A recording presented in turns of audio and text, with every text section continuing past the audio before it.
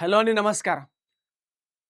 कुठल्याही एक्झाममध्ये जर फायनल सिलेक्शन पाहिजे असेल, तर मोस्ट इम्पोर्टंट गोष्ट असते मेन्स पास करणं. कारण प्रिलिमिनरी एक्झाम ही एक एंट्री लेव्हलची एक्झाम आहे. याच्यातून तुम्ही फक्त मेन्सला क्वालिफाय होऊ शकता. म्हणजे प्री पास झालो याचा अर्थ असा होत नाही, की मी मेन्समध्ये फायनल सिलेक्शन घेऊन जाईल. प्री ही मेन्सची फक्त एंट्री गेट आहे. ॲक्चुअल फायनल सिलेक्शन पाहिजे असेल, तर मला मेन्स पास करावं लागेल. ते पण क्लरिकल केसमध्ये पास करावं लागेल. पण ऑफिसर केसमध्ये मला फक्त पास करून चालणार नाही. मला कमीत कमी 20-25 मार्कांची लीड घेऊन चालावं लागेल. तेव्हा माझा इंटरव्ह्यू कसा जरी झाला, तर मी फायनल सिलेक्शनपर्यंत पोहोचेल. त्यामुळं मेन्स एक्झामला जास्त महत्त्व आहे as compared to pre exam. पण मी नेहमी क्लासमध्ये म्हणतो, की प्री एक्झाम पास करण्यापेक्षा मेन्स एक्झाम पास करणं सोपं आहे. त्याच्यामागचे काही रिझन्स आहेत, जे आजच्या व्हिडिओच्या लेक्चरमध्ये आपण डिस्कस करणार आहे. आजच्या व्हिडिओमध्ये आपण डिस्कस करणार आहे. त्यामुळे व्हिडिओ शेवटपर्यंत बघा. माहिती आवडली तर डेफिनेटली लाईक करा, चॅनलला सबस्क्राईब करून ठेवा. आता मुद्दा असा येतो, की मेन्ससाठी नेमकं काय केलं पाहिजे? तर ज्या विद्यार्थ्यांनी मेन्सचा आजपर्यंत कधी अभ्यास केलाच नाही किंवा पाहिजे तशा कन्सेप्ट क्लिअर नाही, प्रॅक्टिस चांगली नाहीये, त्यासाठी आपण एक स्पेशल टार्गेटेड मेन्स जी बॅच आहे, ही आपण घेऊन येतो दरवर्षी. जर तुम्ही बघितलं असेल तर दरवर्षी आपण जानेवारीमध्ये किंवा फेब्रुवारीमध्ये एक नवीन बॅच चालू करतो.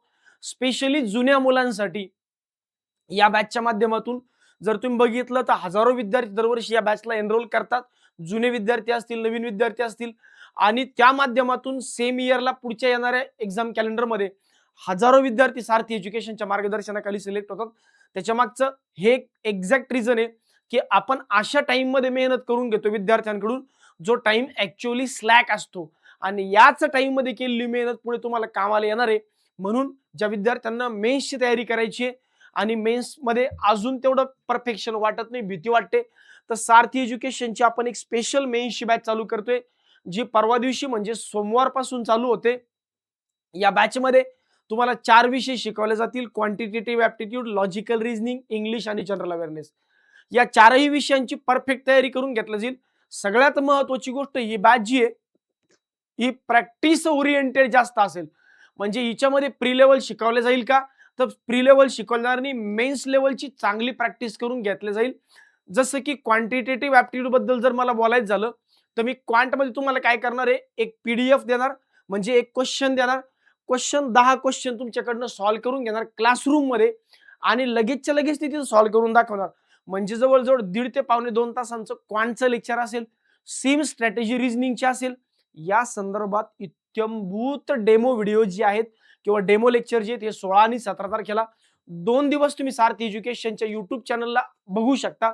या व्हिडिओच्या या लेक्चरच्या लाईव्ह लेक्चरच्या लिंक आहेत, या तुम्हाला उद्या म्हणजे रविवारीच डेफिनेटली मिळून जातील. त्यामुळं मेन्सची तयारी करणाऱ्या विद्यार्थ्यांनी ही बॅच बघायला विसरू नका. कारण सारथीचे हजारो रिझल्ट येण्यामागचं, या एक यशामागचं एक कारण असे, की या टायमिंगमध्ये आम्ही विद्यार्थ्यांकडून करून घेतलेली मेहनत आणि त्याच्यामुळं कॉन्स्टंटली रिझल्ट येतात. हे दरवर्षी सिद्ध करून दाखवले टीम सारथीने. त्यामुळं या बॅचला एनरोल करण्यासाठी डेमो लेक्चर आधी अगोदर अटेंड करून घ्या. डेमो लेक्चर नंतर डिसाईड करा तुम्हाला बॅच जॉइन करायची की नाही करायची, कारण फीसमध्येही काही प्रमाणात जे या केसमध्ये चेंजेस होणार आहेत. आता मुद्द्यावर येऊया, की मेन्सचा सक्सेस मंत्र नेमका काय असेल सर? कशा पद्धतीने तयारी केली म्हणजे मेन्सची परफेक्ट आमची तयारी होऊन जाईल. मग मेन्सची तयारी करत असताना बरेचदा विद्यार्थी चुका काय करतात बघा. आता प्रीमध्ये काय इम्पॉर्टंट असतं? आता प्रीचा जर विचार केला तर प्री एक्झाममध्ये 2 गोष्टी लागतात. प्री एक्झाममध्ये 2 गोष्टी लागतात. प्रीमध्ये लागतं तुम्हाला स्पीड स्पीड आणि दुसरं लागतं ॲक्युरसी. आता ॲक्युरसी तेवढी जास्त मॅटर करत नाही, पण स्पीडमध्ये ॲक्युरसी मेंटेन राहत नाही, बऱ्याचदा असंही होतं. तेच जर तुम्ही मेन्सचा जर विचार केला, तर मेन्समध्ये स्पीडची गरजच नाहीये. मेन्समध्ये सगळ्यात जास्त मॅटर करतं तुमच्या कन्सेप्ट्स. कारण मेन्समध्ये असं बरेचदा होतं, की टाईम उरतो पण क्वेश्चनच सुटत नाही. म्हणून प्री आणि मेन्स दोन्ही बाळांनो, दोन्ही एकदम डिफरंट गोष्टी आहेत. प्रीला आणि मेन्सला तुम्ही एकत्र करू शकत नाही. पण हेही तेवढंच खरं आहे, की ज्या प्रीमध्ये कन्सेप्ट आहेत, त्याच मेन्समध्ये कामाला येतात. त्यामुळं प्री आणि मेन्स याला वेगवेगळं समजू नका. फक्त एक्झाम देण्याची किंवा एक्झाममध्ये काय म्हणतो ऍप्लिकेशन करण्याची स्ट्रॅटेजी ही डेफिनेटली प्रत्येकाची वेगळी असणार आहे. प्री एक्झाम मध्ये खूप जास्त फोकस करावा लागेल स्पीडवर आणि मेन्स मध्ये कॉन्सेप्टवर. म्हणून आजही जर मला तुम्ही एक्झाम द्यायला पाठवलं तर मला प्री एक्झाम पास करायला मी स्ट्रगल करेल, पण मी मेन्स चालता बोलता पास करून येईल. तुम्ही जर एखाद्या नवीन विद्यार्थ्याला पाठवलं तो प्री लवकर पास होईल, मेन्स लवकर उशिरा फेल होईल, असं कधीच होत नाही. अगोदर प्री एक्झाम मध्येच जड जातं. मेन्स एक्झाम पास करणं कंपॅरेटिव्हली इझी आहे, पण मेन्स एक्झाम पास करणं इज अन आर्ट. ती एक कला आहे. तसं ऍक्च्युली कुठली एक्झाम पास करणं ही एक कलाच आहे, पण त्यातल्या त्यात मेन्स एक्झाम पास करणं ही खूप चांगली आर्ट आहे. कारण त्याच्या मागचं रिझन असं आहे की जर तुम्ही मेन्सची डिफिकल्टी लेवल पाहिली तर ही कंपॅरेटिव्हली हाय असते. त्यामुळं सगळ्यांनाच सगळे प्रश्न जमत नाही. आणि म्हणून जर तुम्ही कट ऑफ बघितले तर क्लर्कचे कट ऑफ कधीही कधीही 40 ते 50% आसपास असतात. म्हणजे कसं हो सर? म्हणजे असं की समजा 200 मार्कांची परीक्षा आहे, तर तुम्ही जर मेन्सचे कट ऑफ बघितले कुठल्याही एक्झामचे, तर ते अप्पर एंडला 50 तर नसतातच. आर-आर-बी क्लर्कचा फक्त 50च्या पुढे जातो. बाकी एक्झामचे कट ऑफ हे 80 mark, 75 mark, 78 mark, 82 mark, 85 mark, म्हणजे मॅक्सिमम 40 ते 50च्या दरम्यान असतात. पण तेच जर पीओचे कट ऑफ तुम्ही बघितले तर हे 35 ते 45% दरम्यान असतात. मी 35 पण नाही म्हणणार, ऍक्च्युअली 30 ते 50%, 30 ते 40% दरम्यान दरम्यान. म्हणजे जर तुम्हाला मेन्स पास व्हायचंय तर तुम्ही 30 ते 40% आसपास. आता यावेळेस आर-आर-बी पीओचा कट ऑफ किती होता? 200 पैकी 63 मार्क. ओव्हरऑल विचार केला 200 पैकी 63 मार्क म्हणजे आहेच किती रे? 31.5%. म्हणजे जर विचार केला तर मला एवढेच प्रश्न जरी आले तरी मी क्लर्क प्री पास होऊ शकतो, मेन्स पास होऊ शकतो. म्हणजे जर ओव्हरऑल प्रश्नांपैकी 50% प्रश्न जरी मी चांगल्या पद्धतीने पास करून आलो, म्हणजे जर करून सॉल्व्ह करून आलो, तर मी क्लर्क मेन्स आरामात पास करेल. आणि जर मी पीओची एक्झाम मध्ये मला लीडनं पास व्हायचे तर मला 40 ते 45% जरी क्वेश्चन करेक्ट आले माझे तरी मी आरामात लीडनं पास होऊ शकतो. म्हणून सगळ्यात महत्वाची गोष्ट असते की मेन्स मध्ये कन्सेप्ट लागते, टाइम मॅनेजमेंट लागतं आणि एक पास करण्याची कला लागते. म्हणून एक्झाम मध्ये तुम्ही जेव्हा जाता तर एक्झाम मध्ये क्वेश्चन सॉल्व्ह करण्याची स्ट्रॅटेजी खूप जास्त मॅटर करते. प्री मध्ये कसे सगळेच क्वेश्चन सुटतात ना हो. आपण सोडवत गेलो क्वेश्चन सुटणार, आपण सोडवत गेलो क्वेश्चन सुटणार. मेन्स मध्ये सगळे क्वेश्चन सुटणार नाही. मग म्हणून इथं जास्त मॅटर करतं क्वेश्चन सिलेक्शन. मग क्वेश्चन सिलेक्शन खूप जास्त मॅटर का करतं? कारण मला माहिती की सगळे क्वेश्चन सोडवायचे पण नाही, सगळे क्वेश्चन सुटणार पण नाहीयेत. मग म्हणून इथं परीक्षा पास करण्याचा सक्सेस मंत्र खूप जास्त मॅटर करतो.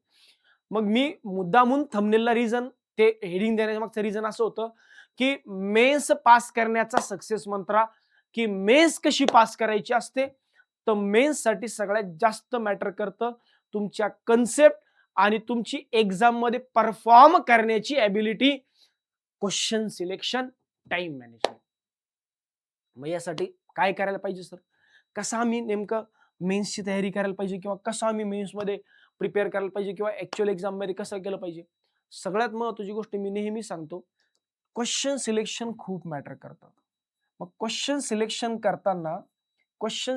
करताना तुमच्याकडे टाइम भरपूर असतो. म्हणून कुठल्याही जसं क्वांट असेल, रिझनिंग असेल, इंग्लिश असेल, जीएम तसं करायची गरज नाही कारण टाइम भरपूर असतो. क्वेश्चन सिलेक्शन क्वांट, रिझनिंग, इंग्लिशचं करताना पहिलं 1 मिनिटं 2 मिनिटं वाया जाऊ द्या आणि पूर्ण पेपर बघून घ्या. पूर्ण पेपर बघून घ्या. समजा क्वांटचे 35 क्वेश्चन आहे उदाहरणार्थ किंवा 30 क्वेश्चन आहे, मेन्सची एक्झाम आहे. पहिले 30 क्वेश्चन पूर्णच्या पूर्ण बघून घ्यायचे. सेक्शन ए मध्ये काय, सेक्शन बी मध्ये काय. त्यातले तुमच्या ज्या स्ट्रेंथ्स आहेत, तुमच्या ज्या स्ट्रेंथ्स आहेत त्याच्यावर काम करा आणि ते क्वेश्चन मार्क अँड रिव्ह्यू करून ठेवा. हा व्हिडिओ बघितल्यानंतर तुम्ही अशाच पद्धतीने जर युटिलाइज केलं, ऑनलाईन टेस्टमध्ये अप्लाय केलं, मी सांगितलेली स्ट्रॅटेजी, तर मी गॅरंटीने सांगतो तुमचा पर्सेंटाईल डेफिनेटली वाढणार म्हणजे वाढणार, हा माझा शब्द आहे. मग पहिलं क्वेश्चन सिलेक्शन 1-2 मिनिटांमध्ये क्वेश्चन बघून घ्यायचे. जे सोपे सोपे क्वेश्चन वाटतात त्याला मार्क अँड रिव्ह्यू करून ठेवायचं. ही माझी पहिली गोष्ट असेल. मग त्याने काय होईल, टाइम मॅनेजमेंट प्रॉपर होईल, म्हणजे कुठेही वेळ वाया जाणार नाही. मग क्वेश्चन सिलेक्शन चांगलं झालं म्हणजे टाइम मॅनेजमेंट जमलं की नाही. मग टाइम मॅनेजमेंट चांगलं होईल. मग एकदा टाइम मॅनेजमेंट झालं की प्रत्येक मिनिटाचं युटिलायझेशन होईल, आपोआप अटेम्प्ट वाढतील. बघा गोष्टी कशा लिंक आहेत एकमेकांना. क्वेश्चन सिलेक्शन झालं, टाइम मॅनेजमेंट प्रॉपर होईल. टाइम मॅनेजमेंट प्रॉपर झालं, वेळ वाया जाणार नाही. वेळ वाया जाणार नाही म्हणजे जिथं हात लावला त्याचं परीस झालं, म्हणजे ते क्वेश्चन सुटला, म्हणजे क्वेश्चन पण नंबर ऑफ अटेम्प्ट पण वाढतील. लक्षात घ्या. आणि याचा सगळ्यात महत्वाचा फायदा काय होतो, की एक प्रत्येक क्वेश्चन सुटल्यामुळं एक्झाम मध्ये आपण पॅनिक होत नाही आणि ऑटोमॅटिकली कॉन्फिडन्स एकदा वेगळ्या लेवलला जातो, एका वेगळ्या लेवलला जातो. बघा गोष्टी कशा लिंक झाल्या. म्हणून क्वेश्चन सिलेक्शन किती मॅटर करतं आता तुम्हाला कळलं असेल. मग पहिलं जर तुम्ही या पद्धतीने गेला, काय होतं बघा, आता सपोज मी एखादा केस घेतला. आता एक मुलगा मला भेटायला आला होता. आजच आता 10-15-20 मिनिटापूर्वीची गोष्ट आहे. तो म्हणला की सर मी काय केलं, प्रत्येक वेळेस एक्झाममध्ये गेलो मी केसलेटच घेतलं मेन्समध्ये आणि ते केसलेटमध्ये मी 2-3 वेळेस अडकलो आणि त्याच्यामुळे माझा अटेम्प्टच झाला नाही क्वांटमध्ये. अरे बाबा, मग क्वेश्चन सिलेक्शन चुकलं ना दादा. मग काय होतं, एकदा तुम्ही एखाद्या क्वेश्चनमध्ये अडकलात आणि एकदा क्वेश्चनमध्ये तुम्ही अडकलात की पुढे घोळकुट होऊन जातो. मग नंतर टाइम गेला, क्वेश्चन सिलेक्शन चुकलं, पॅनिक झाला, परफॉर्मन्स नाही करता आलं, अटेम्प्टच नाही वाढणार ना. म्हणून गोष्टी किती लिंक आहे बघा. म्हणून हे किती इम्पॉर्टंट आहे. एकच शब्द आहे, सक्सेस मंत्र एकच आहे, proper question selection. That's it. मग क्वेश्चन सिलेक्शन साठी हा माझा मंत्र आहे की 1 ते 2 मिनिटांमध्ये छान पैकी पूर्ण क्वेश्चन पेपर बघून घ्या. क्वांटमध्ये कोणते क्वेश्चन आहेत जे जमतात त्याला मार्क अँड रिव्ह्यू करा. सर मला कसं समजेल मला जमतं की नाही जमतं? अरे बाबा, तुला माहिती आहे ना दादा, ताई, तुझ्या स्ट्रेंथ काय, तुझ्या विकनेस काय, तुमच्या स्ट्रेंथ विकनेस नुसार मार्क अँड रिव्ह्यू करा. समजा मला प्रोबॅबिलिटी जमत नाही तर मी त्या क्वेश्चनला वाचायला सुद्धा वेळ लावणार नाही. म्हणजे मी 10 सेकंद तरी का वाया घालू? असे 10-10 सेकंद जर प्रत्येक प्रश्नाचे 20 सेकंद वाचले, 2-4 मिनिटं वाचतील, 2-4 मिनिटात 2-3 क्वेश्चन अटेम्प्ट जास्त होतील. आणि तुम्हाला तर माहिती आहे मेन्समध्ये 2-2, 3-3 मार्क किती मॅटर करतात. म्हणून म्हणतोय दादांनो की क्वेश्चन सिलेक्शन मॅटर करतं. एकदा पुन्हा तुम्हाला मी हायरार्की सांगतो. क्वेश्चन सिलेक्शन चांगलं झालं की टाईमचं युटिलायझेशन प्रॉपर होईल, म्हणजे टाईम मॅनेजमेंट होईल. म्हणून टाईम वेस्ट होणार नाही आणि टाईम वेस्ट नाही झालं की अटेम्प्ट वाढतील. अटेम्प्ट वाढलं की मार्क्स वाढतील आणि तुम्हाला त्या सेक्शनमध्ये टाइमचं प्रॉपर युटिलायझेशन झाल्यामुळं तुम्ही एक्झाममध्ये पॅनिक होणार नाही. तुम्ही चांगल्या पद्धतीने परफॉर्म करू शकताल. हा पहिला आणि फायनल सक्सेस मंत्र आहे मेन्स पास करण्यासाठी. सर सब्जेक्ट वाईज काय विषय? आता सब्जेक्ट वाईज जर तुम्ही विचार केला तर क्वांटमध्ये काय केलं पाहिजे? तर बघा, कधी पण जेव्हा मी एखाद्या एक्झाममध्ये जातो, क्वांट असेल, रिझनिंग असेल, इंग्लिश असेल, इथं सुरुवात मी माझ्या स्ट्रेंथ पासून केली पाहिजे, ज्याला आपण म्हणतो वेल बिगिन इज हाल्फ डन. मग मुलं आजकाल काय करतात, क्वांटमध्ये चुका काय करतात, DI वर आणि केस वर खूप फोकस करतात. त्यानंतर सोडवतात मिसलेनियसचे क्वेश्चन आणि त्यानंतर सोडवतात कमर्शियल मॅथ्सचे क्वेश्चन. ही अत्यंत चुकीची स्ट्रॅटेजी आहे. कधीही मोठ्या मोठ्या मार्कांचे क्वेश्चन अगोदर नाही घ्यायचे. पहिल्यांदा माझी सिक्वेन्स अशी असली पाहिजे, मी मिसलेनियस सोडवेल. मग मिसलेनियस मी पहिल्यांदा सोडवले, याच्यामध्ये जर माझे 5, 7, 8, 10 अटेम्प्ट झाले तर कॉन्फिडन्स वेगळ्या लेवलला जातो. मग मी रिस्क घेऊन पाहिल की मला एखादं DI किंवा केसलेट बसतं का. जर बसलं तर चांगली गोष्ट आहे, नाही तर मग मी सरळ कमर्शियल मॅथ्सचे क्वेश्चन सॉल्व्ह करेल. याने काय होईल, सुरुवात चांगली झाली, मध्ये एखादं DI केसलेट जमलं तर एकदम चांगली गोष्ट आहे. नाही जमलं बिनधास्त स्किप करून टाका, कमर्शियलचे सोडवा. आरामात इथं 15-20 अटेम्प्ट तुमचे PO मध्ये होऊन जातील, क्लर्क मध्ये 20-25 होतील, जे की मोर दॅन इनफ असतात फायनल सिलेक्शनसाठी. म्हणून दादांनो मी तुम्हाला अगोदरच सांगितलं की क्वेश्चन सिलेक्शन किती मॅटर करतं. तर क्वांटमध्ये पहिल्यांदा काय करायचं, मिसलिनियस घ्यायचं, त्यानंतर DI केसलेट घ्यायचं, कमर्शियल. DI आणि केसलेट मध्ये पण अगोदर केसलेट की अगोदर DI. केसलेट लेंदी असेल तर DI घ्या आणि सॉरी DI लेंदी असेल तर केसलेट घ्या आणि DI लेंदी नसेल तर मग DI सॉल्व्ह करा. आपण काय करतो, आपल्याला काय वाटतं DI मध्ये 5-6 क्वेश्चन असतात, मग DI सॉल्व्ह, पण DI चा डेटा डिकोड करायला एवढा वेळ निघून जातो, सत्यानाश होऊन जातो. म्हणून मी जे म्हणतोय ते ऐका, अशा पद्धतीने जा. सेम रिझनिंग मध्ये स्ट्रॅटेजी काय असली पाहिजे? रिझनिंग मध्ये पोरं काय करतात, सिटिंग अरेंजमेंट पझलवर अडकतात. रिझनिंग मध्ये कधीही मिसलेनियसचे क्वेश्चन अगोदर घ्यायचे, त्यानंतर सिटिंग किंवा पझल, सिटिंग आणि पझल, त्यानंतर जायचं सिटिंग आणि पझलवर आणि सगळ्यात शेवटी पुन्हा मिसलेनियस वर यायचं. मग मिसलेनियस मध्ये काय असतं? हा, तुम्हाला त्यात असा विषय असतो की काही क्वेश्चन डायरेक्ट असतात, काही कोडेड वाले असतात. तर डायरेक्ट क्वेश्चन अगोदर घ्यायचे, डायरेक्ट वाले क्वेश्चन अगोदर घ्यायचे, सिटिंग अरेंजमेंट पझल, आणि मग कोडेड वाले क्वेश्चन थोडे शेवटी घेतले तरी चालतं, किंवा मग तुम्ही याला स्विच केलं तरी चालतं, पण शक्यतो हे सेकंड सिक्वेन्स आले कधी पण बेटर असतं. याने मी ज्या स्ट्रॅटेजीज सांगतो याने तुमचे 10-5 अटेम्प्ट सहजी वाढतील. 10-10, 5-5 अटेम्प्ट वर जरी वाढले तर तुमचा पर्सेंटाईल जर आज 60 येत असेल तर 80-85-90 पर्यंत आरामात पोहोचून जाईल. हा माझा शब्द आहे. फक्त माझ्या स्ट्रॅटेजीज चांगल्या पद्धतीने युटिलाइज करा. मी जे सांगतोय ते नीट ऐका. आणि सर हे सगळं मी करतोय पण मला जमत नाहीये ना, मला क्वेश्चनच सॉल्व्ह होत नाही. बाळांनो, मेन्सची बॅच करणं आवश्यक आहे. मेन्सच्या बॅचमध्ये मेन्सच्या बॅचमध्ये all offline students, all offline जे स्टुडंट्स आहेत, मग तुम्ही कुठल्याही बॅचचे असा, तुम्ही डायरेक्टली क्लासमध्ये फ्री येऊन बसू शकता. ऑल ऑफलाईन स्टुडंट्सला आपण फ्री मध्ये एंट्री देतोय. मग तो पार बिगिनर बॅचचा विद्यार्थी असेल किंवा 2019 चा एखादा विद्यार्थी असेल जो आता म्हणतोय की सर मी मध्ये अभ्यास सोडून दिला होता, मला मेन्सची तयारी करायची. बाळा, तू डायरेक्ट फ्री येऊन बस. आपले सगळे क्लासरूम ओपन आहे. आय कार्ड घ्यायचं आणि येऊन बसायचं बिनधास्तपणे, टेन्शन घ्यायचं नाही. जर तुम्हाला क्वेश्चन जमत नसतील तर, आणि क्वेश्चन जमत असतील तर बेस्ट वे. पण सर क्वेश्चन जमत नाहीये, मग प्रॅक्टिस कुठून जमतात, पण प्रॅक्टिस कुठून करू? आपला मेंटरशिपचा प्रोग्राम घ्या.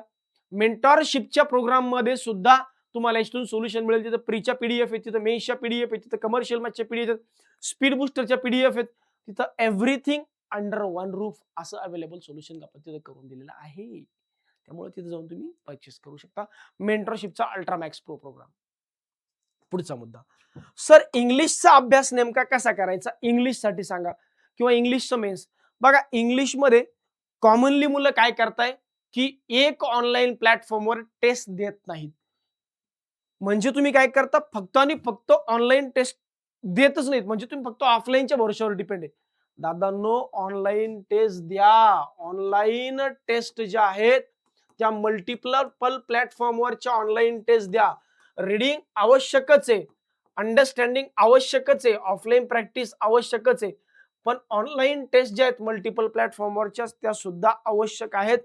त्याच्या मागचं रिझन असं आहे की जर तुम्ही ऑनलाईन टेस्ट नाही दिल्यात तर ऍक्च्युअल एक्झाम मध्ये तुम्हाला क्वेश्चन सिलेक्शनच कळणार नाही, तुम्हाला हेच कळणार नाही माझं कोणतं टॉपिक चांगलं आणि कोणतं टॉपिक वीक. सर पण काही ऑनलाईन टेस्टच्या मल्टी प्लॅटफॉर्म जे इरिलिव्हंट आहेत. अरे तुम्ही कसं ठरवलं इरिलिव्हंट आहे? मी एखादी गोष्ट वर्षानुवर्ष करतोय, तुम्ही एक चूक वारंवार कशी करेल रे? स्वतःच लॉजिक वापरणं बंद केले तुम्ही नालायकांनो. थोडं लॉजिक तर वापरा. समजा एखादा ऑनलाईन टेस्टचा प्लॅटफॉर्म आहे जिथे इंग्लिश 3 वर्षापूर्वी इरिलिव्हंट होतं, 5 वर्षापूर्वी इरिलिव्हंट होतं, म्हणजे अजूनही ती इरिलिव्हंटच आहे का?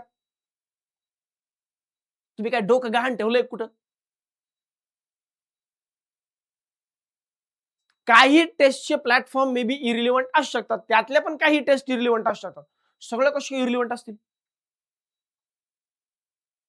बर, इरिलिव्हंट आहे, मग मेमरी बेस पेपर रिलिव्हंट आहे. आता समजा करिअर पॉवर किंवा 8.2% गाईडली ते मेमरी बेस पेपर देतात. मग मेमरी बेस पेपरच्या आधारावरच टेस्ट बनवतील ना. मग त्यांचे मेमरी बेस पेपर चांगले आहेत आणि त्यांच्या टेस्ट इरिलिव्हंट आहे. विचार करण्याची प्रोसेस बंद करून टाकली तुम्ही. काही तर लॉजिक वापरा. असं कसं काय म्हणू शकतो आपण? त्यामुळे मल्टिपल प्लॅटफॉर्मवरच्या ऑनलाईन टेस्ट द्या. याने काय होईल, तुम्हाला क्वेश्चन सिलेक्शन चांगलं होईल, टाइम मॅनेजमेंट प्रॉपर जमेल. त्यामुळं ऑनलाईन टेस्ट द्यायच्या, बिनधास्त द्यायच्या. थोडे मार्क कमी येतील, जास्त होतील, म्हणजे तुम्हाला ऑनलाईन टेस्ट मध्ये कमी मार्क आले म्हणजे तुम्ही ऍक्च्युअल एक्झाम मध्ये क्वेश्चन सॉल्व्ह करू शकणार नाही, अशातला काही भाग थोडी नाही. तुम्ही ऑनलाईन टेस्ट बिनधास्त द्यायच्या, काहीच टेन्शन नाही घ्यायचं. लक्षात घ्या. इंग्लिश जनरल अवेअरनेस, मला असं वाटतं या विषयावर मी बोलण्यापेक्षा अक्षय सर तुम्हाला रोज बोलतात. जनरल अवेअरनेस साठी तुम्हाला चांगलं माहिती, अक्षय सर नेहमी सांगतात की बाबा मी जे शिकवतोय त्यातलं एक्झाम मध्ये मॅक्सिमम येतच. आणि जर तुम्हाला रिस्क वाटते तुम्ही अजून एखादा प्लॅटफॉर्म रीडिंग साठी वापरू शकता, 2 प्लॅटफॉर्म वापरू शकता, हे तुम्हाला अक्षय सर पण सांगतात. मी रिकमेंड करतो की बाबा तुम्ही डेलीचे लेक्चर बघा. आता जनरल अवेअरनेस मध्ये तुम्ही नेमकं काय केलं पाहिजे? एक पहिली गोष्ट, अभ्यास करताना एक तुम्ही डेली लेक्चर अटेंड करताय अक्षय सरांचे, हे केलेच पाहिजे. याने काय होईल, नवीन नवीन गोष्टीचा तुम्हाला डेटा काढायची गरज पडत नाही. प्लस सोबत सोबत एक अर्धा 1 तास तरी तुमची 1 तास तरी मागे झालेलं रिव्हिजन करायला ठेवलं पाहिजे. आणि ॲक्चुअल एक्झाममध्ये जेव्हा तुम्ही जनरल अवेअरनेस सोडवता, कॅल्क्युलेटेड रिस्क घेतलीच पाहिजे. कारण माहीत नसतं काही कधी-कधी कन्फ्युजन पण होतं. प्रत्येक प्रश्न वाचलेला नसतो कारण हा नॉलेज बेस्ड सब्जेक्ट आहे. इथं शिकवणाऱ्याला आणि शिकणाऱ्या दोघांना पण लिमिटेशन आहे. त्यामुळे इथं थोडीशी कॅल्क्युलेटेड रिस्क जी आहे, ही तुम्ही डेफिनेटली घेतलीच पाहिजे. त्याच्याबद्दल बिनधास्त राहा. तुम्ही जीएमध्ये थोडीशी रिस्क घेऊ शकता आणि घ्यायला पाहिजे. बाकी मी तुम्हाला जनरल अवेअरनेसवर जास्त न बोलण्यामागचं रिझन असं आहे, की रोज अक्षय सर तुमच्या संपर्कात आहेत. तुम्हाला ते कॉन्स्टंटली सांगत राहतात, असं करा, तसं करा, डेटा काढून देतात. एवढं जरी तुम्ही प्रामाणिकपणे केलं आणि अशा ज्याच गोष्टी मी तुम्हाला सांगितल्या, याच्यावर प्रॉपर युटिलायझेशन तुम्ही करून ऑनलाईन टेस्ट जर देणं चालू केलं, तर मी गॅरंटीने सांगतो तुम्हाला काही करण्याची गरज नाही. जर तुम्हाला असं वाटतंय, की मला हे सगळं जमतंय, प्रॅक्टिस कुठून करावी? मेंटरशिप प्रोग्रामकडे जा. जर तुम्हाला वाटतंय, की मला हे जमत नाही, तर सोमवारपासून आपली जी मेन्सची बॅच चालू होते जुन्या मुलांसाठी स्पेशली. जे जुने मुलं आहेत, जे ऑफलाईनमध्ये तयारी करतो त्यांनी ऑफलाईनमध्ये येऊन बसा. जे ऑनलाईनमध्ये तयारी करताय त्यांनी ॲपवर बघू शकता. ज्यांच्या बॅचच्या व्हॅलिडिटीज अजून बाकी आहे सगळ्यांना त्या बॅचेसमध्ये हे लेक्चर फ्री ऑफ कॉस्ट दिसतील. ज्यांना पर्चेस करायचे ते पर्चेस सध्या करू नका. मंगळवार, बुधवार नंतर पर्चेस करा. सध्या सुरुवातीचे 2 दिवस डेमो लेक्चर YouTubeवर बघा. मी असेल, अक्षय सर असेल, वर्डे सर असतील, खालिद सर असतील. सगळे आम्ही YouTubeवर लेक्चर घेतोय. ते लेक्चर बघा आणि त्यानंतर मग आपण फायनली डिसाईड करूया आणि सांगितलेल्या स्ट्रॅटेजी चांगल्या पद्धतीने युटिलाइज करा. मेन्समध्ये डेफिनेटली तुमचा स्कोर वाढेल आणि लेक्चरला लाईक करायला मात्र विसरू नका. भेटूया नेक्स्ट सेशनमध्ये. तोपर्यंत टेक केअर अँड बाय.